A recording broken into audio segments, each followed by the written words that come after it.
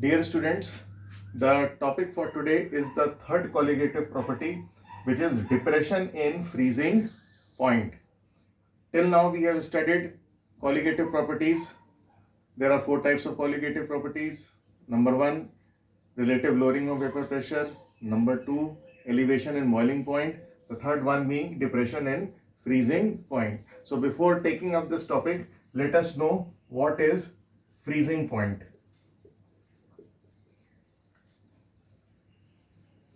ठीक है.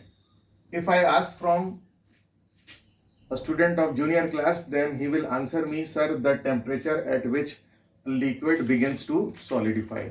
The temperature at which the liquid begins to solidify, यानी वो टेम्परेचर जब कोई लिक्विड जो है वो सर आइस में कन्वर्ट हो जाए, यानी कोई लिक्विड यानी वाटर जो है आइस में कन्वर्ट कर हो जाए, वो उसका फ्रीजिंग पॉइंट होता है. But for senior students it is the temperature at which the liquid and the solid state of substance are in equilibrium with each other. Freezing point क्या है? The temperature at which the liquid and the solid state of a substance are in equilibrium with each other. Equilibrium क्या होता है? ये हमने class 11 पे पढ़ा है. In other words, और इसको सरल अगर हम कर लें, the temperature at which the vapor pressure of the liquid phase as well as the vapor pressure of the solid state are equal. यानी वो टेम्परेचर जिस पर लिक्विड स्टेट और उसकी सॉलिड स्टेट एक दूसरे के साथ इक्विलिब्रियम में कोएग्जिस्ट करते हो और उनका वेपर प्रेशर सेम होता हो, उस टेम्परेचर को फ्रीजिंग पॉइंट कहते हैं. अब बात आई हमारी depression in freezing point. Depression in freezing point क्या है? जैसा कि आपको मालूम है कि colligative properties are the properties of dilute solutions in which the solute present is a non-volatile solute. तो हमने क्या पढ़ा है? हमने पढ़ा है एडिशन ऑफ व्हाट?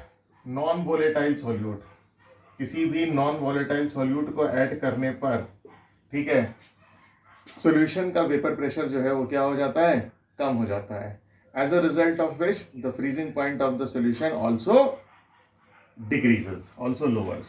ठीक है, तो ये डिप्रेशन इन फ्रीजिंग पॉइंट क्या है? Depression in freezing point is delta T F, which is the difference in the freezing point of the solvent and the freezing point of the solution. Delta T F क्या है? Delta T F is the depression in freezing point, and it is what? It is the difference between the freezing point of the pure solvent and the freezing point of the solution. तो freezing point solvent को हमने TF not से represent कर रखा है, जबकि solution के freezing point को हमने TF से रिप्रेजेंट कर रखा है. As studied for the elevation in boiling point, जिस तरीके से elevation in boiling point में पढ़ा गया था, उसी तरीके से depression in freezing point में बताया गया है. Depression in freezing point colligative property is directly proportional to the molality of the solution.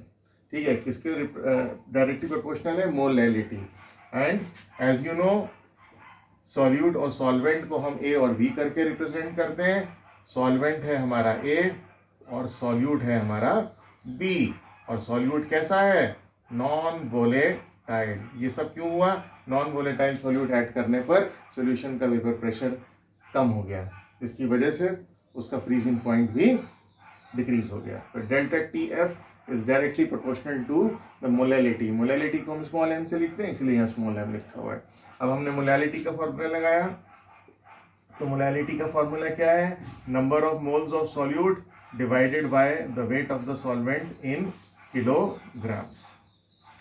Now from this expression it is clearly seen that delta TF यानी depression in freezing point is directly proportional to the number of moles of solute. and B कौन है? solute, और small n उसके moles. therefore it is colligative property. therefore it is a colligative property. तो colligative property क्या है? property of dilute solution which depends upon the number of moles of the solute particles. तो फिर same उसी तरीके से हम जब प्रोपोर्शनैलिटी का साइन हटाते हैं तो हम कांस्टेंट लगाते हैं, तो वो कांस्टेंट यहाँ पर कौन है, इस कांस्टेंट को बोलते हैं के F, which is called molar depression constant या क्रायोस्कोपिक कांस्टेंट। क्या बोलते हैं, के F molar depression constant, molar depression constant या क्रायो CRYOSCOPIC क्रायोस्कोपिक कांस्टेंट। तो डेल्टा टी प्रोपोर्शनैलिटी का साइन हटाया, हमने कांस्टेंट लगाया के एफ, इस फॉर्मूले को हमने खोला तो नंबर ऑफ मोल्स, ठीक, आपको मालूम है WA क्या है, WA कैसे लिखेंगे, ये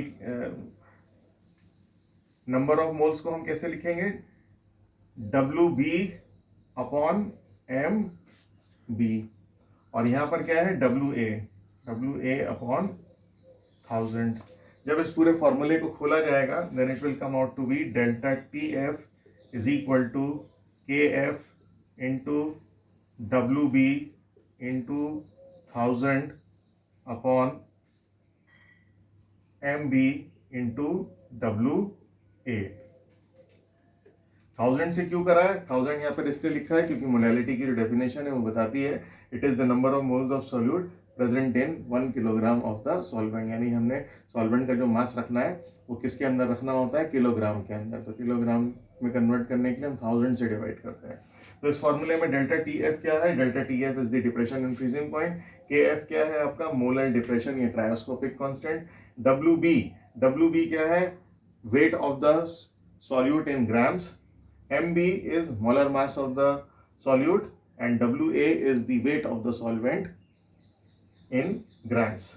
So on this formula we will get a small numerical in the board exam. The difference is TF, delta TF क्या है, difference in the freezing point of the solvent and that of the solution. तो इस बात का आप ध्यान रखिएगा, elevation in boiling point और डिप्रेशन इन फ्रीजिंग पॉइंट का फॉर्मूला एग्जैक्टली सेम है, केवल डिफरेंस क्या है, यहाँ पर सॉल्वेंट माइनस सॉल्यूशन है, जबकि एलिवेशन इन बॉइलिंग पॉइंट में boiling point of solution minus solvent था। आप उसको देख लीजिएगा, पता चल जाएगा।